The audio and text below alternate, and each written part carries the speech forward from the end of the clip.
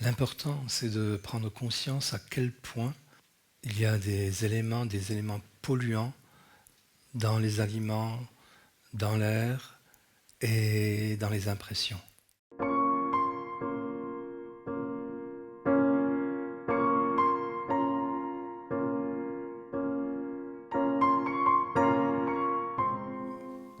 Si vous polluez trop votre corps physique, si vous êtes trop pollué par le manque de présence à votre respiration, si vous êtes trop pollué par les impressions, vous avez un corps physique, un centre émotionnel et un centre intellectuel qui ne sont plus capables de laisser entrer et se manifester l'esprit en vous. Il faut prendre conscience de ça.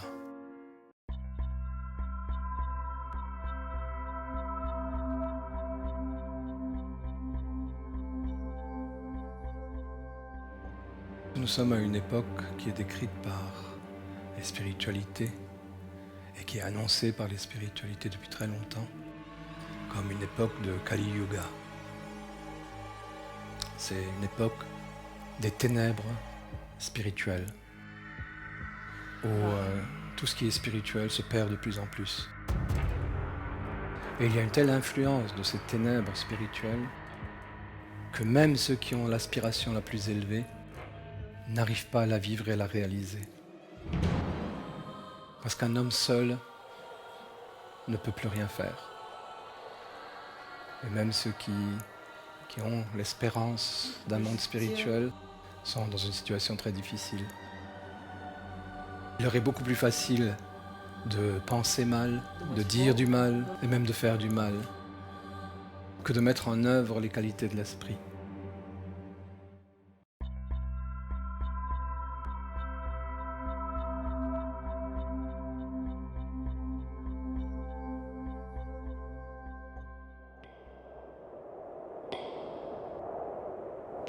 On entre en contact avec l'éternité lorsqu'on quitte le temps.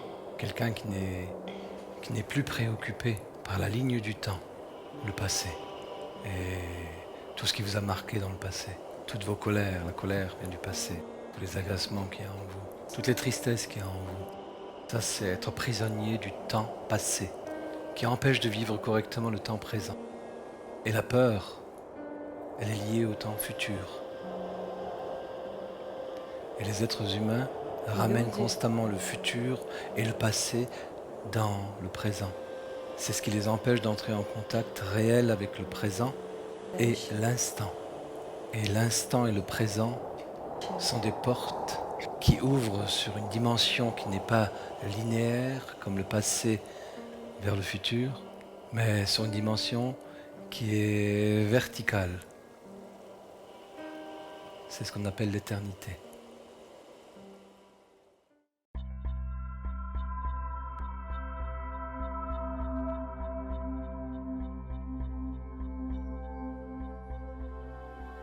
S'éveiller pour nous signifie accéder de façon quasi directe au cercle conscient de l'humanité.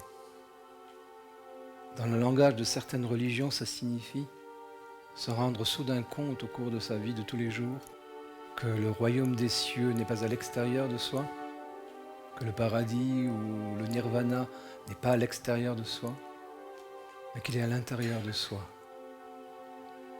En fait, l'intérieur, c'est un lieu de passage vers l'esprit.